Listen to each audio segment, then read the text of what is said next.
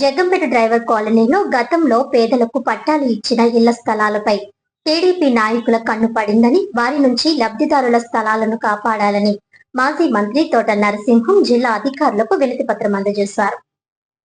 ఈ సందర్భంగా ఆయన మాట్లాడుతూ, జగ్గంపేట నియోజకవర్గంలో నిరుపేదలకు 4 ఎకరాల 76 సెంట్ల భూమిని సేకరించి 160 మందికి ఇళ్ల పట్టాలు ఇవ్వడం జరిగిందని తెలిపారు. మంగళవారం కాకినాడ జిల్లా కలెక్టరేట్ లో పట్టాల సమస్యలపై జిల్లా అధికారులకు వినతి పత్రం అందజేశారు. ఈ సందర్భంగా ఆయన మాట్లాడుతూ, 10 సంవత్సరాల క్రిందట పేదలకు డ్రైవర్ కాలనీలో ఇళ్ల పట్టాలు ఇవ్వడం జరిగిందన్నారు. అయితే అక్కడ కనీస సౌకర్యాలు లేకపోవడం వలన కొంతమంది ఇళ్లు నిర్మాణం చేపట్టలేకపోయారని, మరికొంతమంది పాకలు వేసుకుని నివాసం ఉంటున్నారని తెలిపారు. చుట్టుప్రక్క ప్రాంతాల్లో లేఅవుట్లు రావడంతో ఈ ప్రాంతంలో భూమి ధరలు పెరిగిపోయాయని అన్నారు. దీంతో తెలుగుదేశం సంబంధించిన నాయకులు ఈ పట్టాలపై కన్ను వేసి పేదల నుంచి లాక్కునేందుకు ప్రయత్నాలు చేస్తున్నారని అన్నారు. గతంలో సెంటున్నర చొప్పున పేదలకు ఇళ్ల పట్టాలు ఇవ్వడం జరిగిందన్నారు. ఇప్పుడు 3 సెంట్లు చొప్పున వ్యక్తులకు ఇళ్ల పట్టాలను ఇవ్వడం జరిగిందన్నారు. తక్షణమే ఈ ప్రాంతంలో నీటి సదుపాయంతో పాటు మౌలిక సదుపాయాలు కల్పిస్తే పేదల ఇళ్లు నిర్మాణాలు చేపట్టడం జరుగుతుందన్నారు.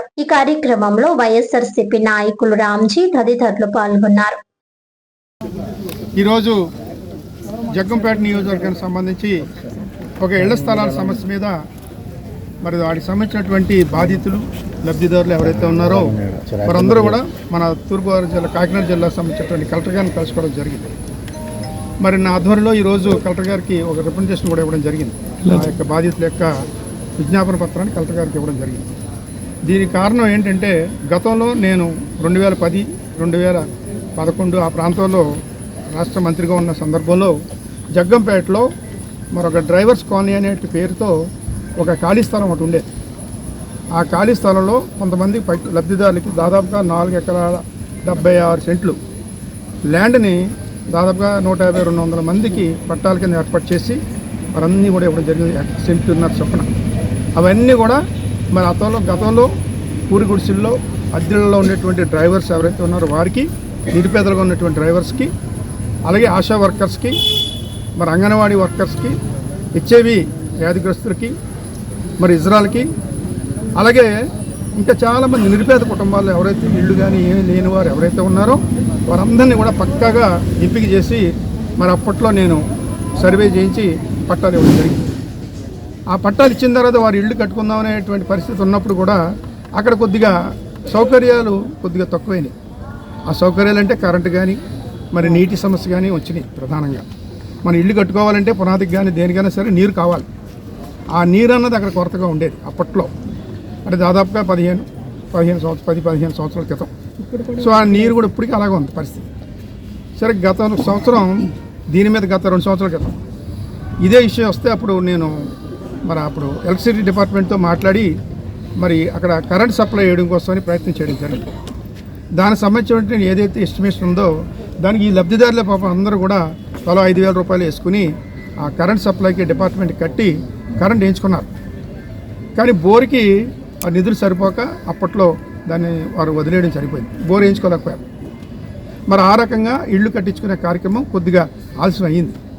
అయినా సరే కొంతమంది పాపం తెగించి ఏదో రకంగా నీరు తెచ్చుకొని పునాదులు వేసుకుని ఇళ్ళు కట్టించుకునే కార్యక్రమం ఈ మధ్య జరుగుతూ ఉంది. ఈ నేపథ్యంలో మన ఈ జగ్గంపేట నియోజకవర్గానికి సంబంధించినటువంటి తెలుగుదేశం నాయకుల యొక్క కన్ను ఈ స్థలాల మీద పడ్డారు. కారణం ఎందుకంటే ఆ స్థలాల్లో పక్కనే ఒక లేఅవుట్ వేశారు ఒక రాజుగారు. ఆ లేఅవుట్ చాలా పెద్ద లేఅవుట్ వేసుకున్నారు. ఆయన సొంతంగా వేసుకున్నారు అక్కడ భూమి కొనుక్కొని. ఆ లేఅవుట్ ఈ డ్రైవర్స్ కాలనీ ఏదైతే అనుకున్నామో ఆ డ్రైవర్స్ కాలనీకి ఆనుకొని లేఅవుట్ వేశారు. దాని మధ్యలోంచి ఒక 40 అడుగుల రోడ్డు కూడా వెళ్ళింది. సో దాని వల్ల అది జగ్గంపేట దగ్గరలో ఉన్నటువంటి ప్రాంతం ఇదంతా కూడా నడిబొడ్డు. మరి దానివల్ల అది వాల్యూ పెరిగిపోయింది ఆటోమేటిక్గా. అప్పుడు వెంటనే ఈ తెలుగుదేశం జగ్గంపేట నియోజకవర్గ తెలుగుదేశం నాయకుల కన్ను ఆ స్థలాల మీద పడ్డారు. ఎవరైతే లబ్ధిదారులు నిరుపేదలు ఉన్నారో అక్కడ అందరూ వచ్చారు. ఇక్కడికి వారి మీద పడ్డారు, ఆ స్థలాల మీద పడ్డారు. బట్ ఏదో రకంగా భయపెట్టి ఇలా బయటికి గెంటేసి పోలీసులతో సరే బయటికి గెంటి ఆ పట్టాలన్నీ లాక్కుని క్యాన్సిల్ చేసి కొత్తగా పోనీ నిరుపేదలకు ఇస్తున్నారా? నిరుపేదలకు కాదు. మేము ఎకరన్నర ఇస్తే, సెంటున్నర ఇస్తే ఈరోజు 3 సెంట్ల వరకు వారికి కావాల్సినటువంటి అన్యాయాలకి కార్యకర్తలు కూడా కాదు, పెద్ద పెద్ద బడా డబ్బున్న వాళ్ళు కార్ల మీద తిరిగేటువంటి వారికి 3 సెంట్లు చొప్పున ఒకటి కాదు 2, 3 కూడా ఉంటాయి. తర్వాత ఎంక్వైరీలు వస్తాయి అన్నీ కూడా 2, 3, 4 కూడా ఇచ్చేస్తారు. ఆ రకమైనటువంటి ప్రయత్నం జగ్గంపేటలో ఈరోజు జరుగుతూ ఉంది. దాని మీద పాపం గత 4-5 రోజులుగా వీళ్ళు చాలా ఆందోళన పడుతూ ఉన్నారు, చాలా భయపడుతూ ఉన్నారు. కనీసం మనకి స్థలం అంటూ ఉంది సొంతానికి, ఆ స్థలం ఈరోజు మనం లేకపోతే ఏ రకమైన పరిస్థితి మనకి, మనం ఏదో రకంగా సప్పు చేసి ఇల్లు కట్టుకుందాం అనుకుంటున్నాం, కనీసం ఉండడానికి స్థలం కూడా లేకపోతే ఈరోజు మన అద్దెంట్లో కూడా ఉండలేని పరిస్థితి ఈ రోజుల్లో. అద్దెలు ఎక్కడికి వెళ్ళినా సరే వేలు అడుగుతూ ఉన్నారు, అద్దెలు చిన్న ఇల్లు అయినా సరే. గతంలో అంత ఉండేది కాదు.